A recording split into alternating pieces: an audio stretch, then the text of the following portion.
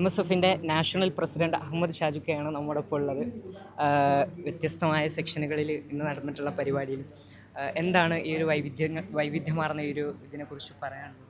തീർച്ചയായിട്ടും Bukhari knowledge fest ഒരു പുതിയ ചരിത്രം രചിച്ചുകൊണ്ടിരിക്കുകയാണ്.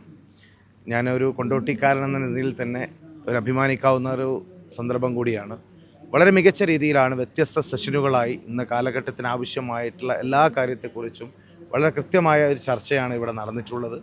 ഇത് കാണാൻ സാധിച്ചതും വരാൻ സാധിച്ചതും ഒക്കെ ഒരുപാട് സന്തോഷമുണ്ട്.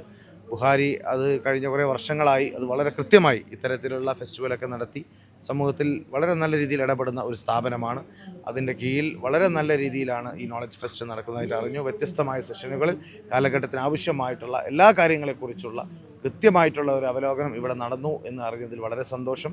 തീർച്ചയായിട്ടും ഇത് വരും വർഷങ്ങളിലും വളരെ ഉഷാറായിട്ട് തന്നെ ഗംഭീരമായിട്ട് നടക്കട്ടെ എന്നും അതിനെല്ലാവിധ ആശംസകളും നേരുന്നു.